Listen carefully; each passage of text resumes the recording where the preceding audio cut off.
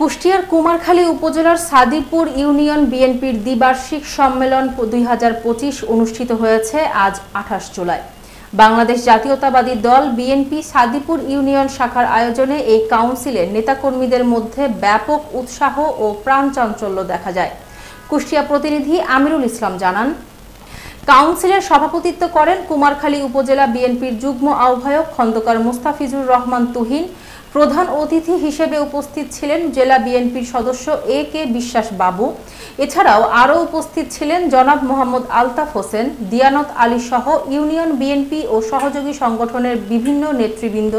সম্মেলনে বিএনপির তৃণমূলের সাংগঠনিক শক্তি বৃদ্ধির ওপর গুরুত্ব আরোপ করা হয়। বক্তারা বলেন, বর্তমান রাজনৈতিক প্রেক্ষাপটে সংগঠনকে সুসংহত ও ঐক্যবদ্ধ রাখাই সবচেয়ে বড় চ্যালেঞ্জ। দ্বিবার্ষিক কাউন্সিল শেষে প্রধান অতিথি নতুন কমিটির নাম ঘোষণা করেন। সভাপতি নির্বাচিত হয়েছেন আব্দুল মজিদ এবং সাধারণ সম্পাদক নির্বাচিত হয়েছেন গোলাম আজম। নেতৃবৃন্দ নতুন কমিটির ওপর আস্থা রেখে বলেন, এই নেতৃত্বই আগামী দিনে দলকে সুসংগঠিত করবে। স্থানীয় নেতাকর্মীরা আশা প্রকাশ করেন, এই কমিটির মাধ্যমে ইউনিয়ন বিএনপি আরও শক্তিশালী ও আন্দোলনমুখী হবে।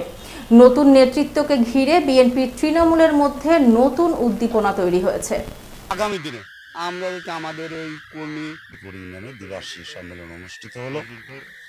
এখানে অত্যন্ত কর্মীদের, সাধারণ সমর্থকদের স্বতঃস্ফূর্তভাবে সকলের অংশগ্রহণে গণতান্ত্রিক পদ্ধতিতে এখানে কোনো দ্বিধাদ্বন্দ্ব কারোর মধ্যে নেই। তারা তাদের নেতা নির্বাচিত করেছে। আমরা কুষ্টিয়া জেলা বিএনপির প্রধান অতিথি আমাদের বিশেষ বাবু ভাই ছিলেন।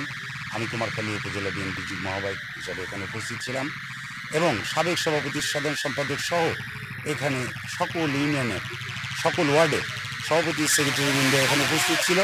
এখানে অত্যন্ত শ্রদ্ধাপূর্ণ এবং গণতান্ত্রিক পদ্ধতিতে তাদের নেতা তারা নির্বাচন করেছে। এখানে আমরা সবাইকে চর্চাদ্বীপ বিএনপিকে আমরা ধন্যবাদ দিয়ে আমরা আজকে সম্মেলন শেষ করেছি।